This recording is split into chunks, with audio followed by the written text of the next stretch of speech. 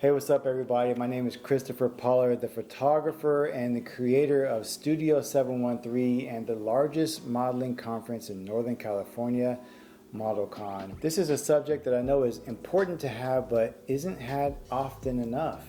And through my experiences in working with so many aspiring models and seeing the mental challenges that they have to overcome, whether it be trauma, body dysmorphia, comparison, self-doubt, and all the other mental blocks that we go through in order to get to the goals and become that person we ultimately want to be on the cover of those magazines or in those commercial campaigns or walking down the runway. Our goal with Model Society, our coaching program, and ModelCon, our conference event that we host once a year, is to educate, entertain, and empower you as an aspiring model to accomplish your goals and dreams. So with that being said, please remember that this is a safe space and it's okay to feel emotional. Let's continue to support each other on our journey to mental well-being and our personal success. I really appreciate you being here. Now, let's get to the video. All right, here we go. Thank you for joining the call today. We're excited to have everyone on here. This is going to be some very enlightening conversation, important conversations that need to be had, especially for aspiring models, professional models in this industry, to discuss, openly, about mental health and some of the things that we may be battling as an individual, regardless if you're a model or not. These are going to be some subjects that I believe that are going to add value to everyone on this call. So if you have a friend, if you have a family member, if you have someone who may be interested in just learning and listening on this call as well, then go ahead and share that link with them so that they can join in on this call and they can be a part of this experience. And I'm excited about this call as well because we're going to have a special guest. Some of you have already been seeing the content I've been sharing and the emails that I've been sending out about this event as well, about our licensed psychologist that's going to be joining us here today to help us uncover some of the things that are just often talked about, especially, I believe, for the creative community. So I'll do a quick introduction here and we'll just jump right into the conversation. She sent me a little bio, so I'm going to go ahead and read that. She says that she is a wife to one amazing man, a sister, a daughter, and friend. Um, that she has her master's and doctorate degree in clinical psychology, and she works as a therapist conducting both individuals and couples therapy and cognitive and psychological testing. She is passionate about working with diverse groups and people who suffer with mood and anxiety disorders, trauma, and other complex life matters. It also says that she has over 23 years of combined educational and practical experience doing so. So this is a real treat, a real blessing to have Sparkle Crenshaw on the call with us today. So I'm going to go ahead and pin myself, and then I'm going to pin her as well. So I'll make sure everyone can see the both of us. Thank you for joining the call today, Sparkle. Happy to have you here. If you could, I know that was such an amazing introduction already, but maybe you have a little bit more to add to that. So I'll let you take it from here and introduce yourself to everyone who's on the call. Thanks, Chris. Good afternoon, everybody. Hi, I see some people are driving. I don't see several faces. If you all would do me a favor, just really quickly, I would love to see your faces. I love interaction. That's one thing that you're going to learn about therapists is they like to see you and engage and interact with you. So if you've never had any I don't know, individual counseling or group counseling, you're going to find that a lot. We want to see your face. But in any regard, I am Sparkle Crenshaw. I do conduct therapy and assessments. And I am registered with the board. What can I say? I love therapy. I love working with folks. I love all groups of people. I do this because I love it. I started doing therapy, much like I think many of my peers, because in life we all encountered something that caused us to want to further understand ourselves and in the process help somebody else. So that's kind of why I do what I do. And that's why I'm here. So I'm hopeful that today we can do some discussions and talk and learn and grow together, if that's okay with you guys. Absolutely. Yeah. So let us know in the chat. I know there's quite a few of you on here. Some of you are familiar with myself, and maybe you're brand new to this call. Let us know, where are you tuning in from? How did you hear about this call today? Rather, it was something you saw on social media, you got an email, maybe your friend sent you the link. So two questions there is, where are you from? Where are you tuning in from today? And how did you hear about this Zoom call to get joined on? So Tasia says she's from Sacramento. She got an email. Yes, thank you for joining. And I see there's 10 people on the call, so let's get a few more answers in there. And just really quick, so we're all on the same page as you guys are typing that. The subjects that we are going to discuss today, and this is coming directly from the Discord and broadcast channel that I have on Instagram, and just doing some Q&A and checking in. A lot of you have had personal conversations with as well. And the subjects that have come up over and over again that seem to be the most common amongst the most of you are how to reinforce your worth and shut out the negative thoughts of being unworthy. That's one subject. Tips on how to consistently be your authentic self. Tools on not making things personal or not taking things personal. How to work through your body image issues, strengthening self discipline, imposter syndrome, self care, work life balance, and just tackling indecisiveness. So, hopefully, that at least one of these subjects or these topics are very relatable for something that you may be experiencing. But at any time throughout this call, if you would like to submit a question or use the chat box openly, and then we can respond to them. If it's something personal you don't want to discuss, that's fine too. You can actually send that as a private message directly to Sparkle. That way, only you and her see those comments, and then maybe she can just tap into that and address them if you so desire. Okay, so let's see the chat here. We got people in here from Vallejo, two people from Vallejo. What's up, Jamila, Deshay? And I heard about the call from the last ModelCon Zoom call. Yes, and she's from Georgia. Oh, wow. Awesome. So we Welcome. got people here from all over the states, and that's exciting to see. So yeah, let's just jump right into it. You've done a lot with your career. You've helped a lot of people at this point over 23 years. It's exciting to hear your take on some of these issues that people are experiencing. Are these the topics that we have today, are they things that you would say is very common for just anyone to be experiencing, or is it more predominant maybe in the modeling world because there is a lot of judgment, there is a lot of comparison and those types of things that come up, or does just every human go through these type of emotions? One of the things that I have at least seen in my time and in my career is these questions that you have brought up today are very common in Mhm. life. And certainly I've seen a lot of, or I should say, an increase in body image questions or negative information that we have been receiving towards ourselves. With the increase of access to social media and the things that we are constantly bombarded with, the images that are out there, the constant need to be thin or the constant need to be beautiful, ads being specifically geared towards beauty and thinness, and just kind of the regime that's out there. We have seen certainly an increase, and it's not gender specific. Mhm. It Right. is certainly a common area of concern, and we see it.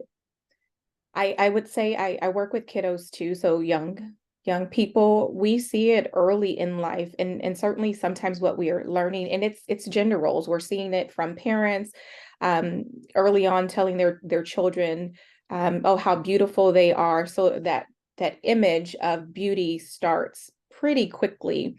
Um, and sometimes we're not even really cognizant that those messages are being sent to us when we're solely focusing on outer appearances. Right.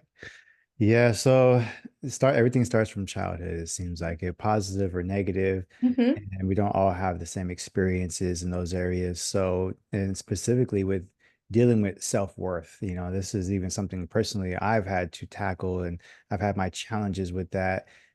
Just maybe as an individual, as a business owner, as a creative person, as someone who's been in a relationship that may have been toxic, and mhm. dealing with self-worth and trying to live up to someone else's standards of that. And getting through it and realizing that you are worthy of, let's say, love or this Mhm. accomplishment or this goal that you have set for yourself has I had to go through that alone, honestly. And it just took journalism, it took meditating, it took affirmations, talking to myself in the mirror and reinforcing those positive beliefs about myself. What would you say would, and that took several months, maybe years for me to get to a point where it's like, okay, I feel good now. Like I'm confident in myself. And there's always going to be a little bit of like insecurity, or you're not feeling like, "Oh, I need to try harder. I need to get better." And I think we always have this, we need to step it up a little bit more Mm. all the time. But someone who's maybe in a low place right now, feeling just, rock bottom, they don't feel worthy of, any of those things, love, goals, finances. What are some real systematic steps that someone can take to start getting closer to it? Absolutely. So one of the things before we kind of get into the, you Mhm. know, practical things to do, I want to kind of talk about this thing. As people, we're programmed to kind of accentuate the negative. It's just one of the things that we kind of learn to do early on is highlight the things that are wrong so we can fix them. Yeah. And it's rare that we highlight the things that are right. And so when we're thinking of self-worth, it would behoove us to start to really hone in on what's right instead of what's wrong. So that takes a shift in how we think or how we look at ourselves. There are a lot of things that our body does right for us. There are a lot of things that we do right instead of consistently reflecting on the wrong, really retraining yourself to see what you're doing right. Mm. And what you're saying is when you're giving yourself those positive affirmations in the mirror, that's really taking some time to do awareness, self-awareness. And that is taking some time to say, hey, listen, Chris, hey, listen, Sparkle, I see you and good job. Good job. Taking a look in the mirror. And even as therapists, sometimes as therapists, we have to do that very same thing as look in the mirror in the morning and not just look at you doing a body scan. I want you to look at you in the eyes. Look at you in the eyes and just simply acknowledge that I see you. So, I see you, Sparkle. I see you, Chris. I see you, whomever your name is or whatever your name is. Acknowledge that you see the positive. So, Miss Deshay, I see Miss Kelly. Acknowledge that I see you. Is it Tasia? So, having just that first step out of the bed in the morning, looking yourself in the mirror, and it can be as simple as when you're brushing your teeth, right? Mhm. It's not a hard thing, but it's an impactful thing, is taking a moment to acknowledge what's right. Two, I would tell you to consider how you would talk to a good friend or how you would treat a good friend. You would not treat your good friend how you would treat yourself sometimes. And I say that because sometimes, because we do highlight the negative, we look at ourselves and say, oh, I don't like the way that my eyes look today, or oh, like I've gained too much weight, or oh, you look really fat in that dress, or oh, your hair's just not, doing it today. You're not going to talk to your good friend about all of those things when your good friend is beating themselves up. You're going to highlight all of the positive things about your friend to help them understand their own beauty. So treating yourself like a good friend is important. Wow. So be Yeah, I'm conscious. just taking some notes here too. It said a couple of things I think we're going to pull away a lot of nuggets from this conversation. It's not a hard thing, it's an impactful thing. Mm-hmm, And to talk to yourself like a good friend would. So mm-hmm. if you guys are taking notes, I highly recommend it. I'm gonna take some of my own, and maybe I'll share that with you guys if you want a version of what I have too. And I'm sure you have some slides or some information resources that you can share as well. But yeah, go ahead with that. I just wanted to highlight those two statements that you said. I thought those were really powerful. Problem. I also want when I was sharing we oftentimes highlight the negatives, and I did see some hands go up, and I want to acknowledge that. So when I say that we highlight the negatives, each of us have our own critical voices. And when and if any of you decide for future therapy down the road, it's something that you're going to learn about if you don't already know about. Each of us have our own critical voices. And that's that part of you that is constantly scanning and judging your own actions. So judging what you did wrong and how you can do it better. Can I just see a show of hands that you guys are familiar with that part of you? Okay. Yep. Yep. I we all, yes, thank you. So each of us have a critical voice that is constantly scanning and constantly judging and telling us we didn't get it right. Being mindful and being intentional about that critical voice is important. And when I say being intentional about that critical voice, it's not necessarily a bad thing to have that voice. And I say that that's not a bad thing to have that voice. Our critical voice it kind of stems, from anxiety, and what we can get into that later. But it's a protector, right? Mm. Criticism protects us from something. What? We don't always know. But what I'm wanting to do is bring it to your awareness when you're doing it. Bring it to your awareness. Okay, I am being critical of me. I'm being critical of me. Now, why am I doing that? So pausing, because what we're trying to do is interrupt that thought. We don't want that thought to keep moving and then rolling into another thought. And then what we have is compounded negativity. We had one negative thought that spiraled into multiple negative thoughts. And now we're in a funk. Our mood is really poor because we've just spiraled. We allowed all these automatic negative thoughts just to keep rolling. So we want to interrupt that critical voice. When you hear it, just bring it to your awareness, and we're going to interrupt it. How do you interrupt it? Because that's a really important thing. Breathe. When you hear it, when you notice it, hand here, hand across your chest, and I want you to just breathe with it.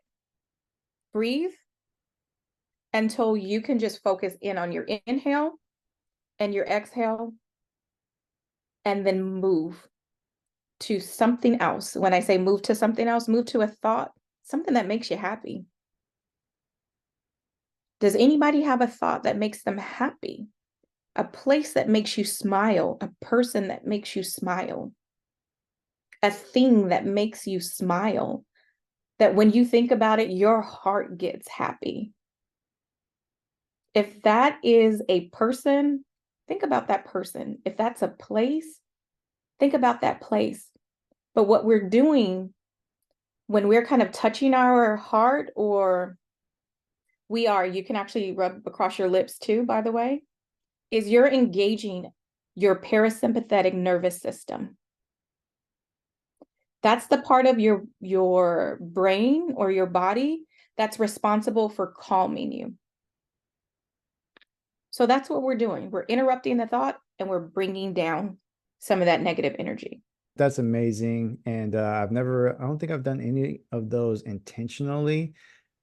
Maybe I have just kind of feeling the moment of stress or overwhelmed that I needed to just put my hand on my chest and monitor my breathing to try to relax myself. And what you said there actually reminds me of a book that I've read, and it talked about how to make those shifts in your mindset and analyzing your feelings and like you said, questioning your critical thoughts. And something I learned was to analyze, how do I feel? So addressing the emotion that you are feeling in that moment, angry, sad, stressed, whatever it is. And then why do I feel that way? So now you can pinpoint what may have triggered that emotion to come about in the first place. And then again, like the shift, like you said, the third, so how do I feel? Why do I feel that way? And then what can I do to feel better right now? Like, Hmm. what is the thing that I can do to shift my mood from this one that I'm currently in? Like you said, it could be a person, it could be music, it could be literally just dancing in a room by yourself without any music, whatever that may be for an individual, that you have to have that small shift to change the trajectory of where you're going with those thoughts, right? Absolutely. And thank you for bringing that up. I was trying to condense it. Um, because I don't want this to be is, we're not in a therapy room, but this is absolutely an opportunity for you to ask all the questions that you feel like you want to get answers to today. Yeah. But when I say this is not a therapy room, this is absolutely a therapeutic type of a setting, in that the things that I would kind of work with my clients who have anxiety, who have depression, who have trauma, and specifically trauma, when we are trying to get some of those negative thoughts, so those core beliefs. And when we say core beliefs, when we're talking about low self-worth, when we're talking about body dysmorphia, or we're talking about poor body image, we're seeing ourselves as um, sometimes disgusting. Sometimes we don't kind of meet the mold. And so therefore we are not beautiful. Therefore we are not wanted. We are not accepted. And that's what we're ultimately seeking, is we're seeking connection. So when we are beautiful, when we are attractive, when we are thin, we see that as equating to, I am socially acceptable. Mm. And how else can we be socially accepted outside of the parameters of what others define as beauty? Is we're getting ourselves to a place where we as individuals can accept us for us. How do we get to a place where we can teach others? Because this is what we're wanting to do, is teach others how to treat us. But if we don't treat us well, how can we teach someone else how to treat us? If Definitely. I call myself unattractive, if I treat myself unkindly, how then can I expect someone else to treat me kindly or consider that I am an attractive person? So these are just things that in the therapy room we work through, is how do we see ourselves? How do we change our perception? And we start first with building the foundation of interrupting those negative thoughts, understanding where those core beliefs came from.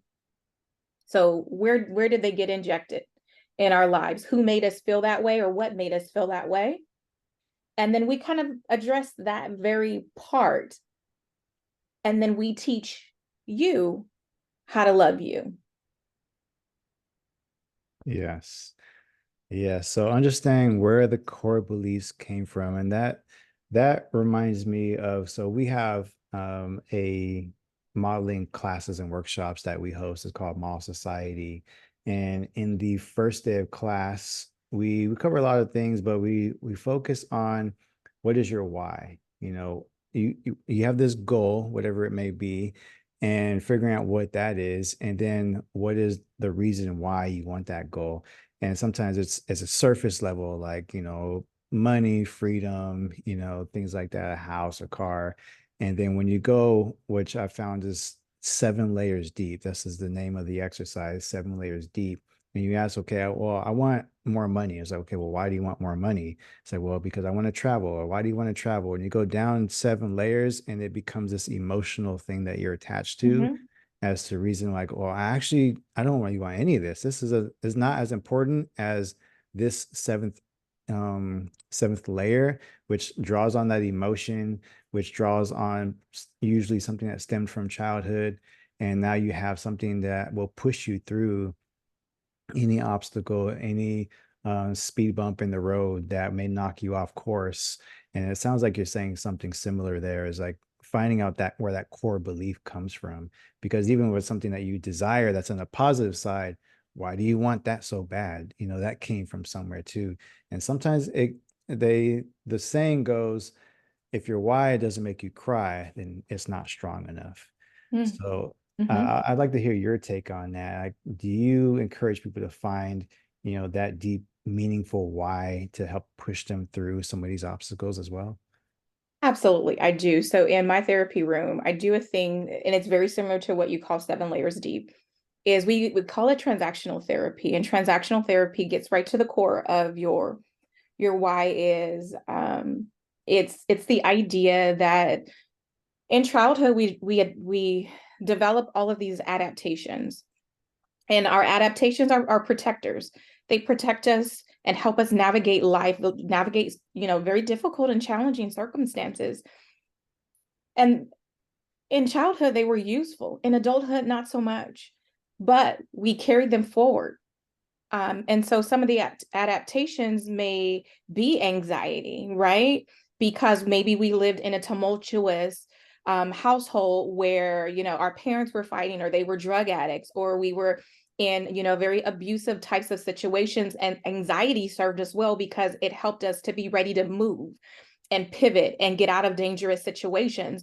But now, here and the now, anxiety is not serving us well because our environment per se is calm, but our internal parts are not calm at all. We're just antsy and anxious and overwhelmed. And so what we do in the therapy room in transactional therapy is we go back and we kind of look at, where did this kind of originate? What was happening in that time period?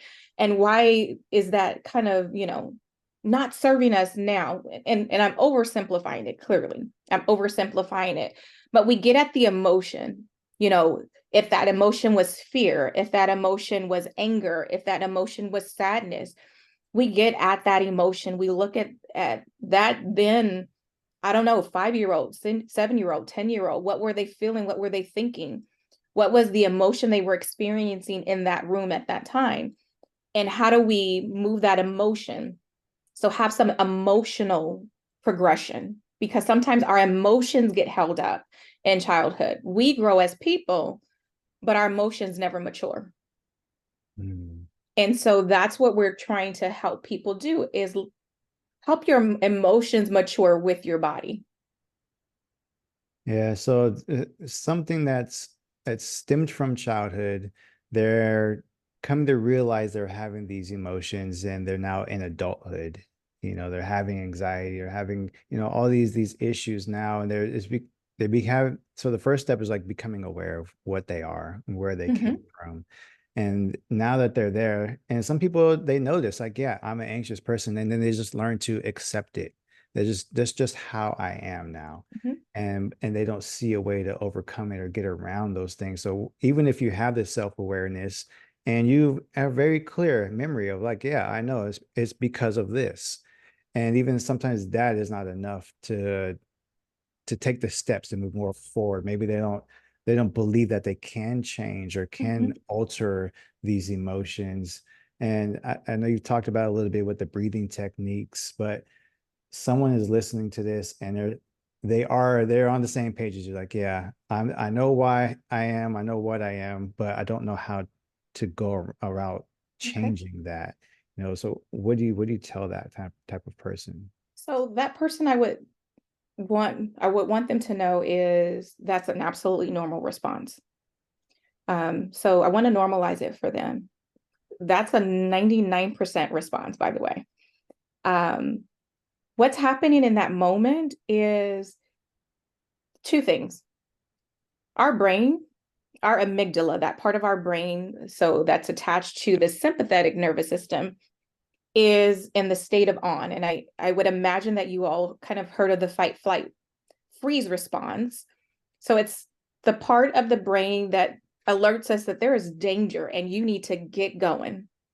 That part stays on, stays alert, stays active. So when we have somebody who's kind of anxious, that part is kind of doing what it does. It's hijacking the brain and the system. So what we want to do is bring it down. So how do we bring it down? Is we want to do a grounding exercise. And a grounding exercise is something that brings you back to the here and back to the now. It wants to remind the brain and the body to kind of align itself. Brain come back to the present and align with the body. So let's ground ourselves. And a grounding exercise, there are many, but I tell people a couple of things just depending on your lifestyle. Some people can do grounding exercises because they're at home. So if you are at home, one of the things that I would tell you to do is kind of plant your feet on the floor. If you all are in a space where you can do this with me, can you do this with me? If you're able to, kind of put your feet on the floor. Okay, thank you. I see some of you doing it. Put your feet on the floor. I want you to kind of sit back in your chair. All right. And I want you to scan your room, scan the room that you are in, look around the room. And I want you to, in your mind, you don't have to say it out loud, but I want you to see, I don't know, however many things you see in the room. And I want you to focus on one thing. If you see a picture, I want you to see that picture. And I want you, when you're looking at that picture, as many details about that picture as you can give it. So I'm going to show you what I mean. I am in my office, and in my office, there is a picture of a mom. The picture is 12 by 12. It is a beige backdrop with a blue mom with gold flecks. The stem is about 8 inches long. It also has some seeds in the middle, and it's sitting 3 pictures below another picture. Right above it is a sign that says the word believe, that's written in cursive. And it has 8 by 3 inches. And as I move and I scan the room, all I'm doing is I am grounding myself back to my here and my now. What is happening in that moment is I am leaving the thing that has my mind anxious. And I've now focused on my environment, and I am grounding myself back to my here and my now. So as you begin to do that, you're just breathing. You can name as many qualities of the things in your office, but the idea is to do at least 4 or 5 things in your space until you start to feel your anxiety reduce. And then you want to remind yourself, and I'm safe. I'm at home in my office, and I'm safe. It's important things that you say to yourself because you are letting your body know kind of it's doing what it's supposed to do, but you're at home. You're safe. So that's one. That's if you're at home and you can do that. If you're in a space that maybe you can't quite focus, another simple thing to do is spell your name backwards. Your whole name backwards. Interesting. Yeah, spelling your name. I've never tried the spelling your name backwards. The awareness of the surrounding and focusing, like hyper focusing on something that's around you in that moment. I've actually talked about this with some of our students as well. I've called it the practice of mindfulness. Mhm. I will particularly practice that if I'm outside going for a walk or maybe even driving sometimes, but especially for a walk or a hike. And I'll notice things that I probably would have just grazed by initially without practicing the mindfulness. So, for example, I'll say, there's a plant to my side. It has purple flowers on it. There's a tree there and the bark is kind of falling off. These grass petals are yellow, those are green. And I'm just really zeroing in on what is around me. And it does give that sense of just feeling grounded and connected to Mhm. my surroundings and really just living in the present moment without any distraction. Mhm. So, That is the way that you're sharing it is kind of being out in nature is um I'm sorry, is that for me? no, that was for me. Oh, okay. Um the way that you're describing it being out in nature, that is kind of that is absolutely being present and in the moment. And I do encourage that when someone is feeling anxious and needing to kind of interrupt that anxiety and in that moment, we may not be out in nature and have that access. So, what I'm wanting to kind of delineate or differentiate is how do we do it in the moment of I'm feeling anxious, I'm feeling overwhelmed. How do I interrupt that process? And these are just some things that you can potentially do is ground yourself in the moment. To interrupt that process is kind of whatever environment you're in. If you're at home, kind of doing that grounding exercise. There are layers to that grounding exercise. Or as I indicated, you can say your name backwards because that takes the focus off of the thing that is making you anxious. And it is causing you to dedicate attention. So what happens in I want to kind of give just a small snippet. I share with you it's your amygdala that is kind of hijacking your brain and its functions in the instance of anxiety. And what happens is you lose the ability to logically think, to reason, to be rational. So your frontal cortex is gone. That's where all of your higher order thinking happens. What we're trying to do in the instance of reducing anxiety is bring back your ability to rationalize. So, what we do when we're grounding and we're putting our feet on the floor is the systems we just talked about, the parasympathetic and the sympathetic nervous system, is we're trying to re-engage them. The sympathetic nervous system kind of manages the frontal cortex, but the parasympathetic nervous system kind of does, excuse me, the sympathetic nervous system manages the amygdala and the parasympathetic nervous system manages the prefrontal cortex. So you're trying to get them to balance themselves out and engage like they're supposed to interact the way that they're supposed to interact. And so when we're doing these two exercises, specifically the name backwards, you can say the alphabet backwards, you can say as many family names as you want backwards. You're trying to get your frontal lobe back in action. You're trying to make it think. So be rational, be reasonable. And you're trying to reduce the activity of your amygdala. So when we're doing grounding exercises, that is the intent. We can always do this simplistic breathing. And the simplistic breathing, I know that you guys have had several opportunities for some modeling sessions. So, mental health sessions.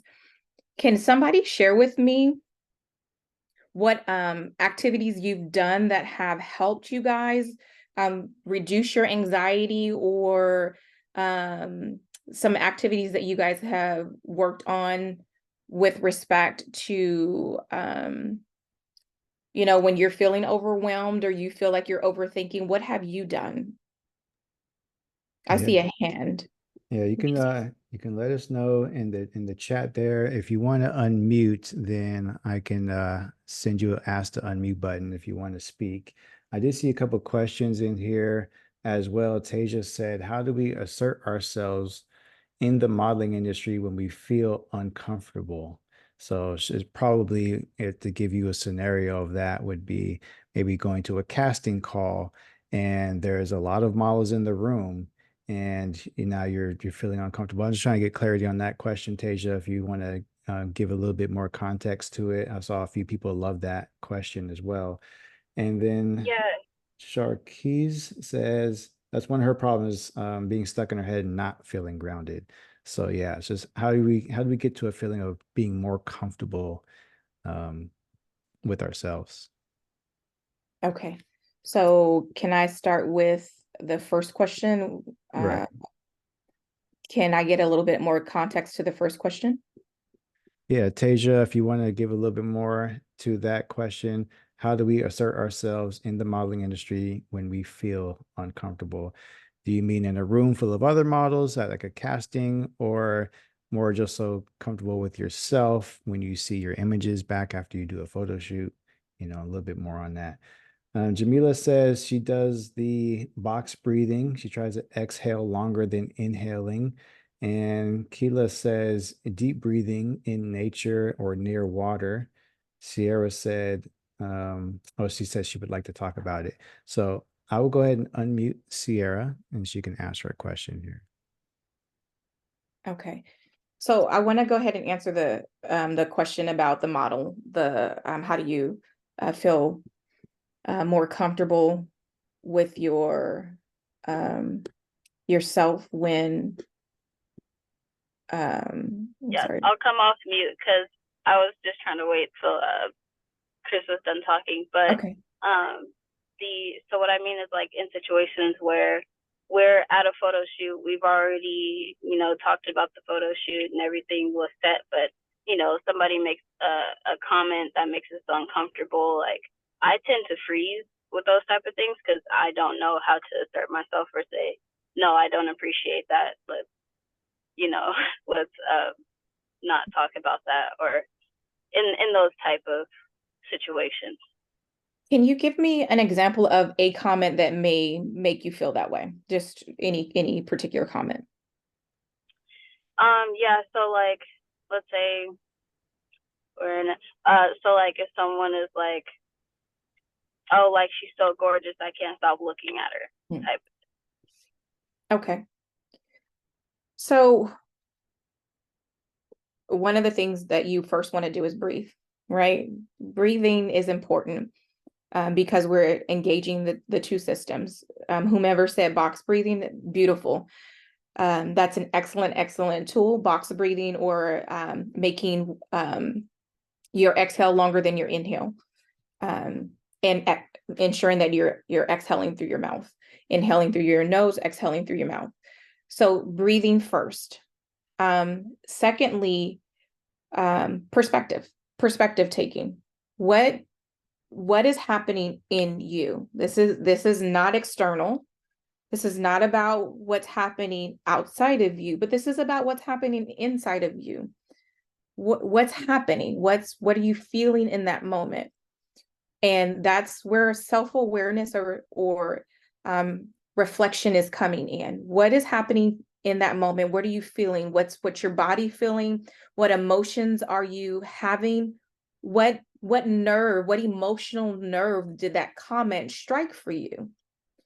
Because that's kind of where some of the muting is coming from, is where's that emotional nerve? And when you can pinpoint that emotional nerve, like that made me uncomfortable because then you can address your discomfort. So example, and when we're going to walk it down, kind of using the step method that Chris talked about. Someone said, oh, wow, she's so attractive. That made me uncomfortable. And when I think about it, it made me uncomfortable because are they saying that I'm unattractive? that made me feel maybe like I'm not attractive enough. Why am I feeling like I'm not attractive enough? Maybe I didn't get enough attention. Okay, well, who didn't give me enough attention? I didn't get enough attention, from, I don't know, my sister, or my sister got all the attention. And my sister got all the attention because maybe she was sick. And because she was sick, I didn't get my needs met. Therefore, I didn't feel like I mattered. We walked it down. And when you kind of walk it back to okay, this is really what's happening. I feel like in this moment, I don't matter. We walked it down. And then you can find your voice. When you can kind of get to your why, all the way underneath it is what's the actual emotion. Sometimes we mask on the surface, like I just feel uncomfortable. That's what I call an umbrella word. I'm just uncomfortable, but uncomfortable is an umbrella and can mean so many things. But when we walk it down, what does that mean? So how do you find your voice in that? Is once we kind of figure out the why I felt uncomfortable, then we can work on developing our voice. Does that help you? Yeah, that was a great answer. Yeah, that helps. Yeah. Okay. Awesome. Thank you, Tasia, for that question. I know a few people agreed with you on that as well. I don't want to overlook Sierra's question. So, Sierra, if you're still here, let me find your name. Yep, I'm going to go ahead and unmute you now. And so you can ask your question if you're ready. All right. I asked for unmute. So go ahead. Hey, Chris. Hi. Okay, so it wasn't more so a question.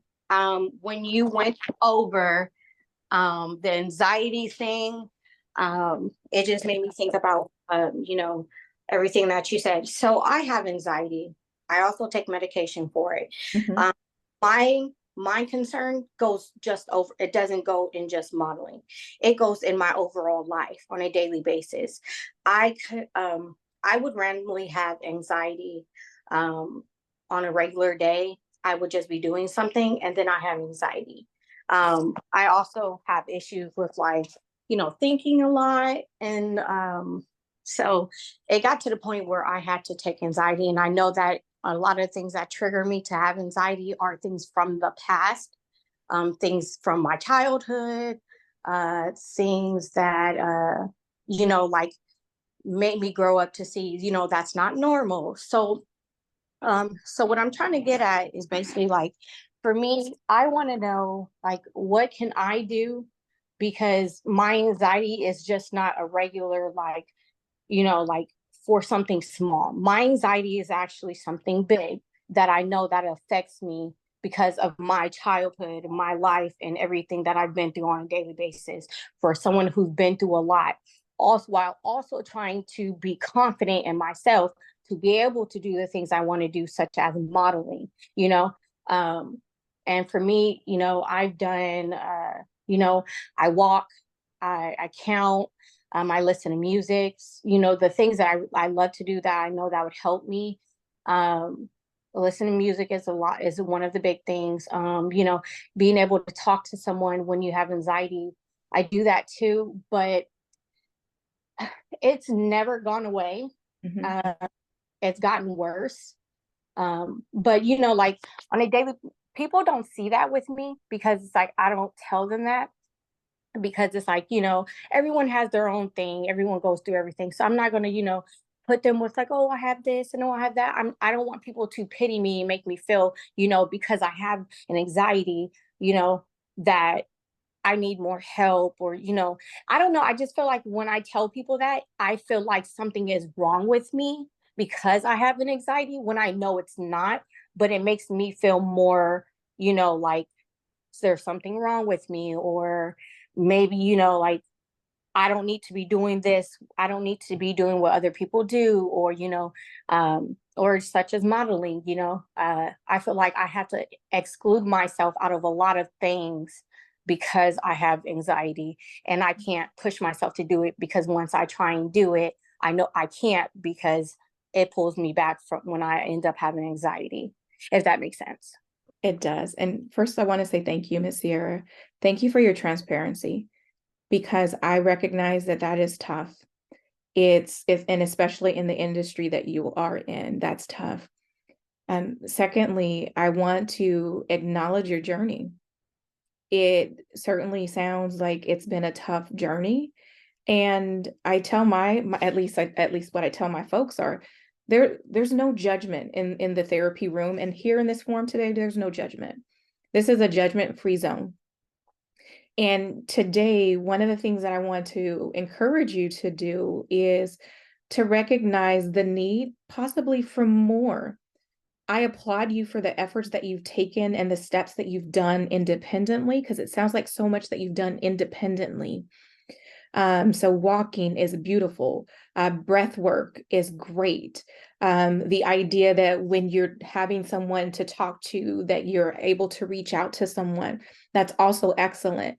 I want to also share with you that sometimes when we are juggling anxiety or trauma, because I'm listening to you and I'm hearing trauma, when we are juggling all of these things that life has tossed at us, and we feel guarded and we feel that we can't really share with everyone, there is a weight, there's a heaviness that carries us, that we carry, I should say. There's a weight and there's a heaviness that we carry, and that creates a pressure that kind of follows us. I tell people we're taking a backpack with us everywhere we go, an emotional backpack. We put it on, we load it up every single day, and we take it with us everywhere we go. And that emotional backpack goes with you, and it gets heavier and heavier because you haven't learned how to unpack it. And at least what I'm hearing is you're needing someone to help you learn how to unpack the emotional backpack that you have. And the tools are enough to help you in the moments of increasing anxiety. So in the moment to bring you down. But what it hasn't done is help you unpack the trauma. You need some unpacking of the trauma so you can process the emotions, accept kind of what you're dealing with, and move through that process. And that's what I would encourage you to do, is find a good therapist someplace. And it doesn't necessarily have to be, I really don't like the stigma that therapy sometimes, gets, because I feel like there's good work that's done in therapy, good work. I feel like therapy sometimes is like talking to a friend. I mean, sure, it's a friend that's paid, but it's a friend. And when you have a trusted bond with a therapist, they're going to tailor your sessions to you. It's not going to be a generic kind of a session, like, oh, one size fits all. This is going to be all about you and your very specific needs. So whomever you are, looking for, whatever it is that you need, I'm more than happy, maybe outside of here, to kind of, connect you with someone. If you feel like I can, talk with you and connect you with someone, I'm more than happy to help you make a referral, if you're open to that. Yeah, thank you, Sparkle, for that too. That's something I was going to make sure that everyone here knows as well, is that we do want to provide some resources, and we do want to make sure that you all continue in your journey of handling these issues. So before we get off the call today, I know we have a few more minutes. I'm not sure how much time you have dedicated to this call specifically today. I know there's some other questions I want to get to, but if anybody does have to go before we get off the call, um, you have some resources. I know your space for taking on new clients can be a little bit limited, but maybe you can quickly address what those resources are, just in case somebody needs to get access to that right now. Yeah, so I currently work for a private practice. It's Authentic Counseling Center. And although I am limited in my ability to accept referrals, I think only have 1 or 2 slots left, where I personally am accepting referrals. I can connect you all, or help you coordinate. If you have your own insurance, Each of you, if you have your own insurance, on the back of your insurance cards is a behavioral health number where you can connect to therapeutic services for your insurer. And so I would encourage each of you to look at the back of your card. Without taking up a lot of time, of course, Sacramento County has Sacramento Behavioral Health that we have available that can provide services to you. There are also, if you just need to be able to talk to someone, there are text lines that you can text to have mental health services, but those are more for emergency services. So does everyone here have individual like healthcare plans? I do. My card just doesn't say like on the back about mental health stuff, but I have called and I know that there is like therapy that I can get from my local like provider center. Okay. So if you guys have questions about how to do that, again, you can reach out directly to me. And then just so you know, the text if you need immediate help is 988. It's just text 988. To get that information, you just text the number 988. Yeah, 988 is a like if you need immediate help right now, like it's kind of like a crisis line, or if you just need to talk to someone in the moment. And I won't say it's just like 100% crisis because it's not, but it will connect you to resources in your area. It's a national text line, so it connects you to wherever you are. So that will work for anyone on this call. Got it. Okay, great. Thank you for the resource. I see another hand raised here from Evan Navarro. So I'm going to go ahead and pin you to the conversation, that you ask your question. And I'm just going to caveat everyone moving forward as we are taking questions here. Let's try to keep them within 30-second time frame. I know that a lot of you have questions and we want to make sure everybody gets answered or as much as possible. But go ahead, Evan. Okay. Thank you. Sparkle. So on Tasia's first question, it's something that is more subtle. But to dive even deeper for us models, just to cater to the Zoom meeting, I think I know the answer, but I think we could dive a little bit deeper and it might also be different. But my question for you is that in terms of like anxiety and maybe getting in your head too much, for us models, when we are on the runway and we're getting ready to start the show, I can see from other models and myself particularly that my nerves start to kick up because you get to you're like closer to the show itself. So in terms of like how to practice being here in the moment and not in your thoughts, is the breathing exercise per se, like staying grounded, helpful, or the saying your name backwards helpful, question mark? Because in that environment, it's very fast paced and the show starts very quick, and once it starts it just goes. Mhm. So with the environment itself being so hectic and you trying to ground yourself in that environment, are those practices effective in that instance, or is there a different way to practice that help you stay grounded with all the noise going on around? Yeah, thank you for that question. So breathing is effective all across the board. It doesn't have to be longer. You can do like a couple deep breaths and go.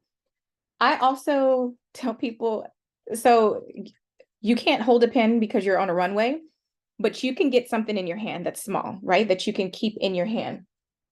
A paper clip, right? Sorry, paper clip. So something that you can kind of put energy into that moves energy, because that's what you're doing, is you're moving energy.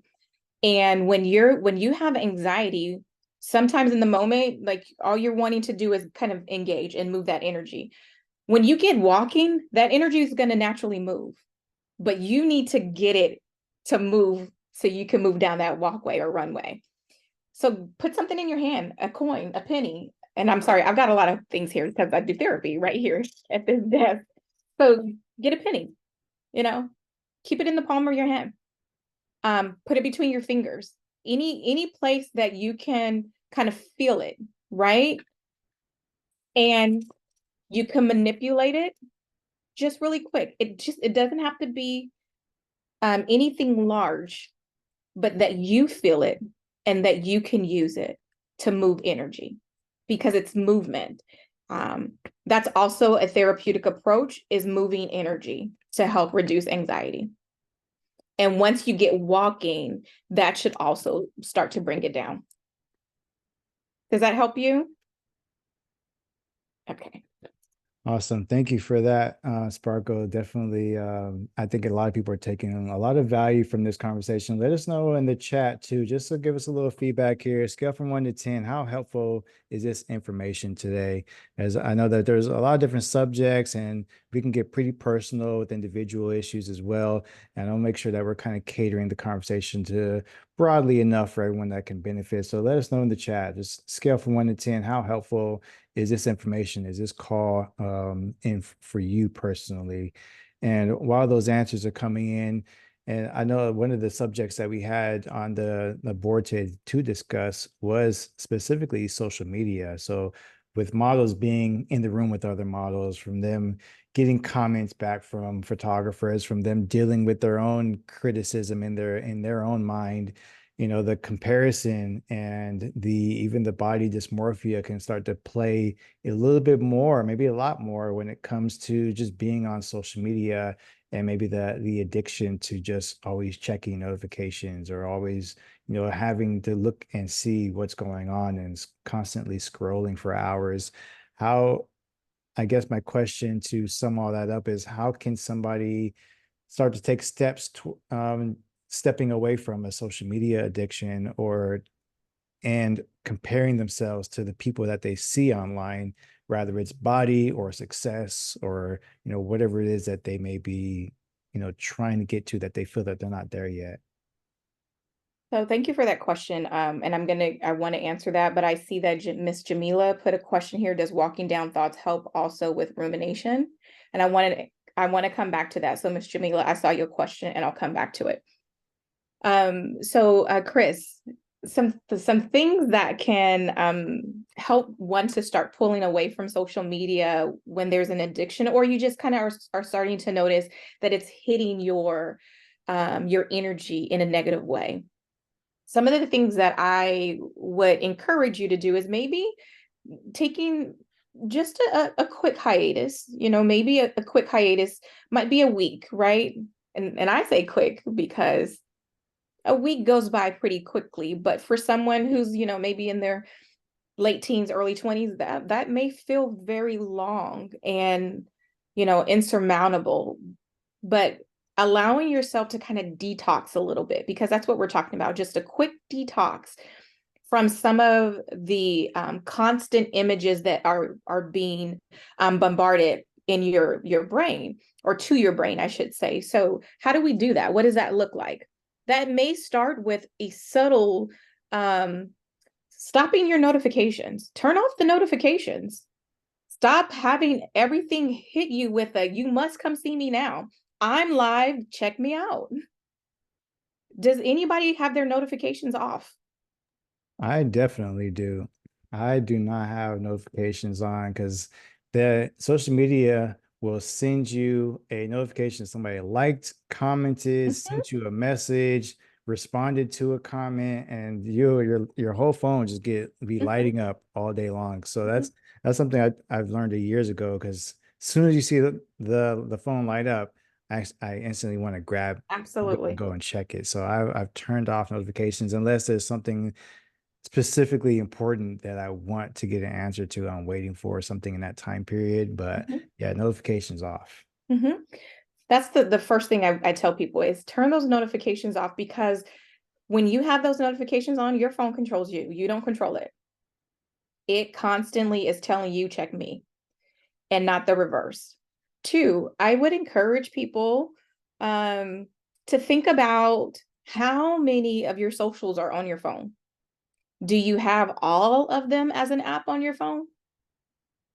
So is Instagram, is, X there, is Facebook there, is TikTok there? Like, is everything there? If so, how many can you back out? How many can you delete from your phone so you don't have it? And by the way, I got 2 phones. So you don't have it right here.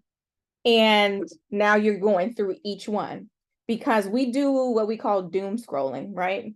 Oh, there's nothing here, so let me go to the next one. So can you take 2 or 3 off your phone? Because we don't need it all. I only have, and by the way, I just recently added one of my socials back to my phone.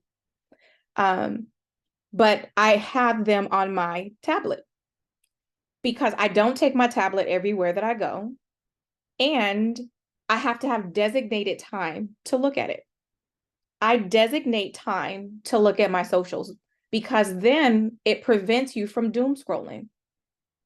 You don't have the time to sit mindlessly because there's nothing to do and scroll.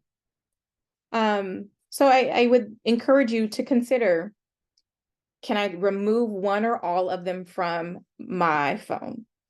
And then where can I put them? Can I put them on my tablet? Can I put them on my, my computer? And when can I check them? When's a good time? Should I check them in the morning? Should I check them at night? And then give yourself limits. You create boundaries for you. What's going to work for you? And then when you create those boundaries, if you notice what your habits were, because before you do any of this, I would encourage you to just simply monitor yourself and what are your habits? How often are you on your socials? And I'm going to tell you something that I found relatively, I won't say shocking, but it was disheartening for sure, that the average person is on their mobile device almost 3,000 times a day.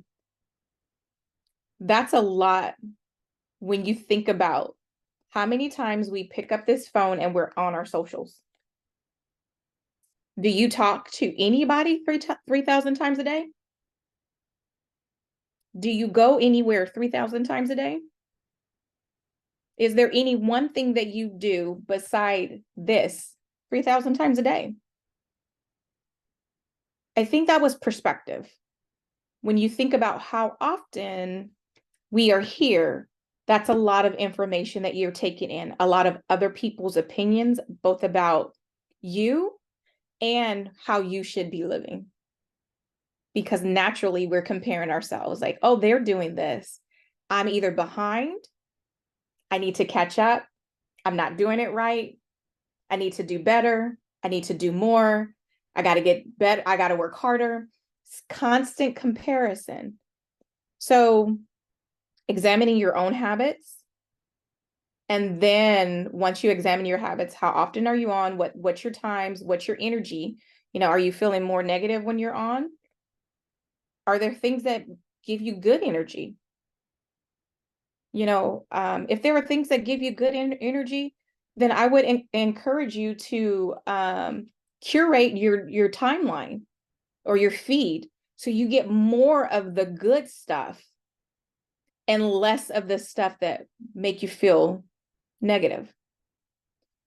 There are various techniques that you can do to start reducing some of the negative pull that your social media feeds give you.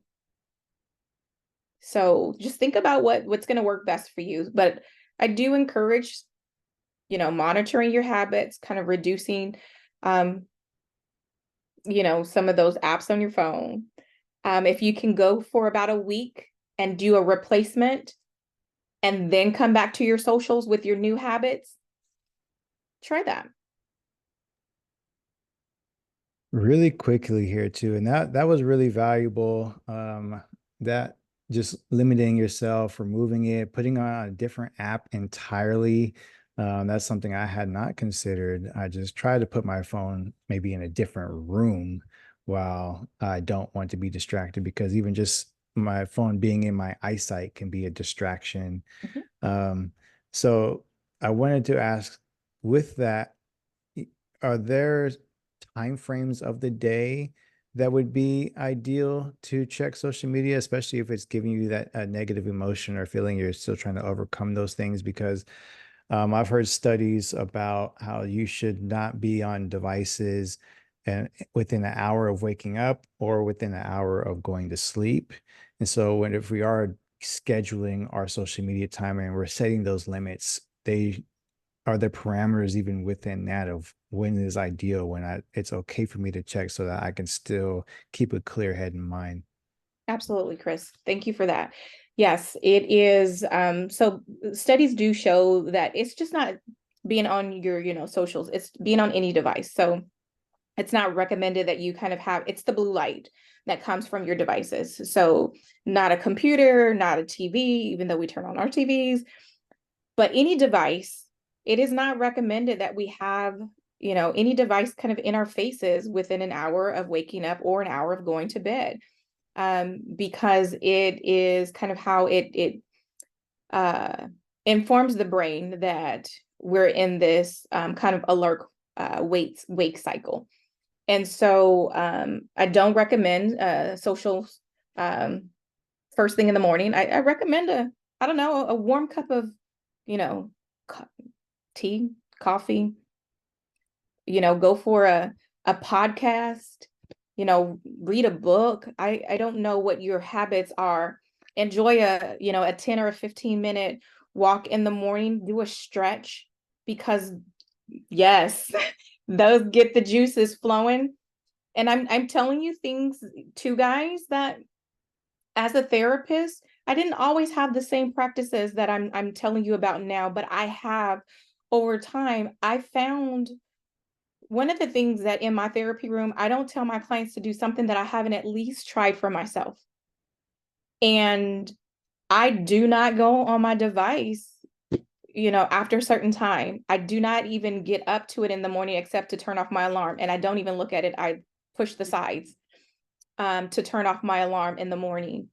But stretching in the morning, it really does get kind of your juices flowing. And when I say your juices flowing, like you're moving a little bit better, you're thinking a little clearer. I read in the morning. I read a book, I have a cup of coffee, and I go for a walk, because it is a nice start to my day. I feel like my thoughts flow a little bit easier.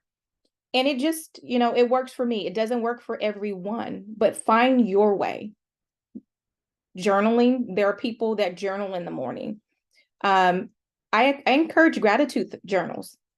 So waking up in the morning, and I think this is, as models, might be something that you all may consider, is waking up in the morning and kind of starting your day with a little bit of gratitude. What are you thankful for today? What is the thing that you are most thankful for in regard to you in your life? Like I'm thankful, that I have these, beautiful people that surround me. And when I say beautiful, we're talking characteristics, we're talking traits, we're talking personality, that I have, the love and the care and the concern of people. I am grateful that I have, the comfort of a warm home. I am grateful that I have this food that I can put in my stomach. I am grateful that, I have a space that I can call my own. Whatever that gratitude is, I would encourage that. I also encourage people to start naming, to help you to become more familiar with what you're feeling. I can't recall who asked that question, like underneath, like, when things are making you feel uncomfortable, get a journal. Start sitting in the morning or in the afternoon, some part of your day. What am I feeling? Just ask yourself, what am I feeling right now? You can randomly, what am I feeling? I feel really uncomfortable because, or I'm feeling really happy. I feel very grateful. I'm feeling really anxious. Or start identifying, learning how to identify what your feelings are. So when they come up again, you know that this is what I'm feeling, and now how do I manage it? Okay. Absolutely. And can I answer the one question for Miss Jamila before we go to the next one just because I didn't want to leave her question out, was does walking down thoughts help with rumination also? So when you walk the thoughts backwards, it does help with rumination because you get to the bottom of it rather than allowing it to continue to compound. So we're getting to the bottom and we can address it at the root. Great, great. I hope that these questions, these answers are really helping out a lot of people here today. And before we let you go, I think maybe 6, 7 more minutes of this conversation here. And just to wrap things up, I want to talk about imposter syndrome. This is something that I've struggled with as well. And it's, I think, very common of a feeling to have from someone to like, okay, how do I, what is this? Let's first define what is imposter syndrome and just wrap our minds around it, because sometimes we're experiencing it and I'm like, why do I feel it? What is this? It's hard to identify what it is that feeling specifically is. So like, what is imposter syndrome, and how do we navigate getting out of that specific mindset? And before I forget, I guess the last question I'll ask after this one is, when you are dealing with these different types of emotions and, anxiety, fear, body dysmorphia, at what point does medication need to be required to start handling these things? I know we talked about medication a little bit earlier, but maybe somebody's at that point where shifting the mindset isn't enough. Like, we need to take more control. So what is imposter syndrome? How do we overcome that? And when do we start introducing other forms of actual medication? Okay. So imposter syndrome is, at its simplest, is when we are thinking that kind of myself, I'll use me. I'm a doctor, right? And I am acting in a role where I am helping other people, but I don't feel qualified, right? I'm not qualified to do the thing that I'm doing. So when I say that I have imposter syndrome, I am saying that even though I'm in this role, you're a model, I'm not qualified to be here. I don't have the skill set. I don't have the qualifications. I don't have the knowledge. I shouldn't be here. I'm a fraud. I'm a fake. And that's kind of what imposter syndrome, in a nutshell, is saying. I want to remind you to kind of go back to that critical voice that we talked about earlier. And when we're dealing with imposter syndrome, what we want to do is recognize that it's a protective factor, or it's a protective, it's a protective factor. So that's your critical voice. I told you our critical voice kind of acts as a protector. It's protecting you from something.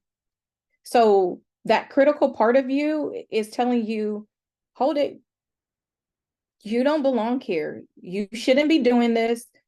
You need to do better, or you need to study harder. You need to practice more. And that critical voice that's telling you, hey, you're a fake, you're a fraud. Why is it doing that? It's trying to prevent you from the thing that it's calling you a failure.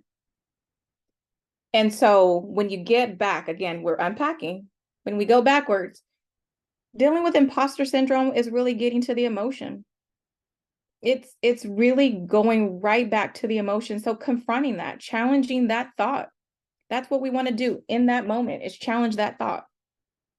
I earned it. I deserve to be here. Just like, Miss Kelly deserves to be here, just like Miss Sierra deserves to be here, just like Mr. Jonathan deserves to be here. I deserve to be here too. And we're going to walk down the whys. Why am I not an imposter? Why do I deserve to be here? We're challenging that critical voice. Is it the case that you said like these critical thoughts are made to protect us from something, and and sometimes we have to realize what is it, because they're saying protection, which means it's going to keep us safe, Yeah, but some of these emotional. emotions are not keeping us safe at all. They're actually preventing us. So how do we It's know about that? emotional safety. Sometimes when I tell you our brain is this amazing mechanical, beast. It's like this machine.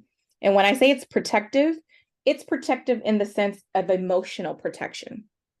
It's trying to stave off emotional harm. So when it's beating you up, it's trying to protect you from either failure, embarrassment, social scrutiny. So it's telling you all of these harmful things. So you retreat. If you retreat, you don't ever have to worry about somebody else rejecting you because you've kept yourself from doing the thing that might be harmful. So That's deep. now That's deep. what you've done is you've created a shield, you've created a guard, you've created a barrier. And what we want to do is break down that guard, break down that barrier. We want to challenge those thoughts. And we want to get at that core. We want to dig it out. Awesome. Thank you so much for that. And then, yeah, like I said, last question is when should someone start introducing alternative ways of handling these thoughts? When does it become serious enough to a point where you need to be actually prescribed a medication? Or is that just never the case? Are there all these other tactics and strategies, breathing, journaling, grounding? Are those the best ways to start overcoming them, or is there actual a necessity for stronger methods?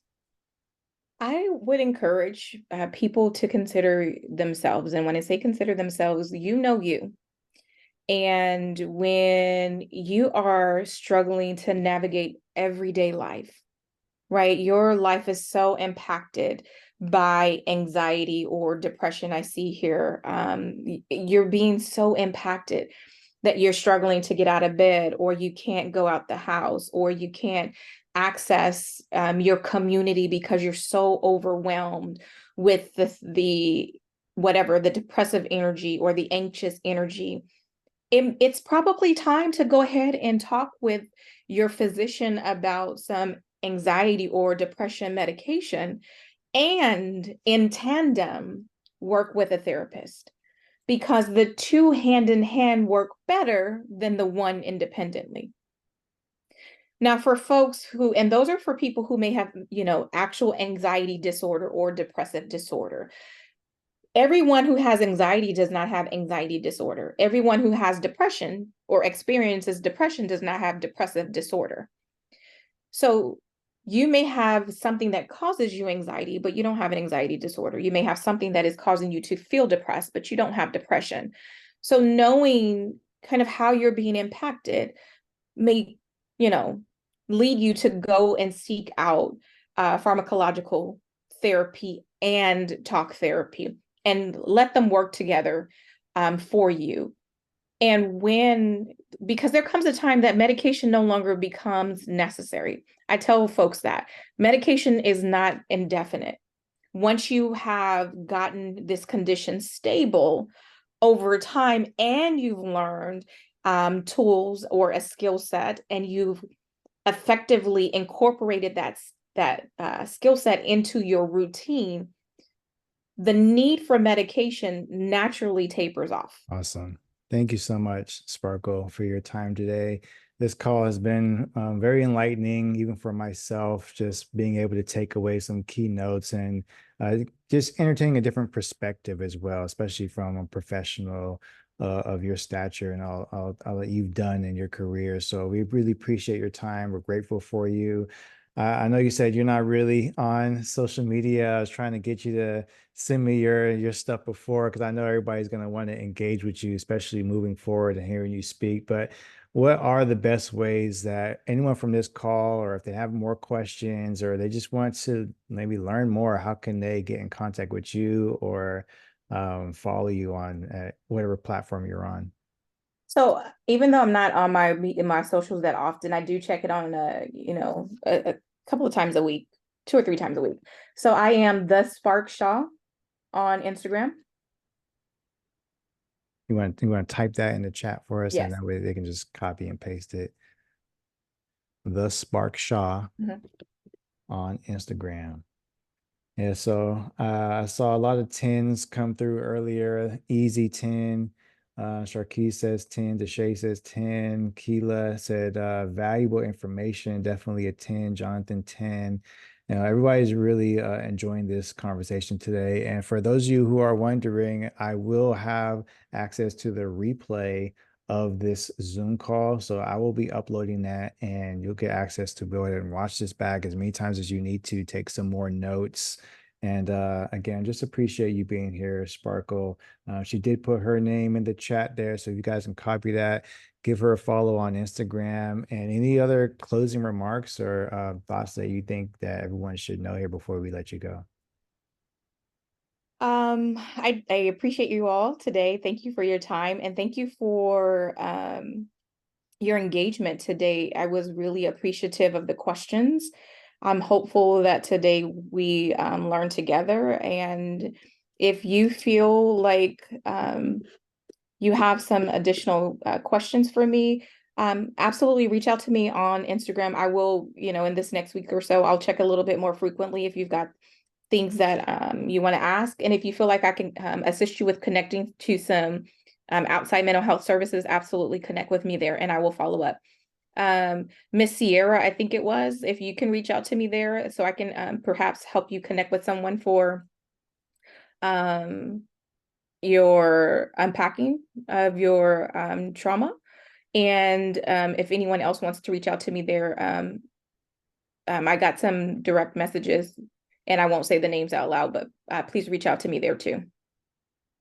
Awesome. Thank you again. I will let you enjoy the rest of your Sunday, and I look forward to working with you some more. And maybe because we actually met, doing, of course, doing photography. Mhm. And so if you do need some of those headshots, I you're more am. than I'm going to welcome. actually schedule with you. Awesome. I'll see you soon. Okay. Take care, guys. All right, everyone. Again, thank you for being here today. It's been a great experience. I'm glad to be able to put together a call like this. Again, just entirely for free. She was gracious enough to share her time and her knowledge with us. And I'm really happy that we're able to make an impact in your life and continue to bring together this community. So if you do have any other modeling questions, concerns, or if you rather you want to learn more we just figured out a lot more about the mindset and how to overcome a lot of obstacles you may be having mentally. And if you are ready to take on more challenges, we're learning how to pose, walk, get signed to an agency, or you just want to be around more of your like-minded people, other models, photographers, designers, then definitely reach out to us on social media. I believe all of you should have my information at this point. If not, I'll send another email out, and make sure you're following me on social media as well. It's Studio 713 on Instagram.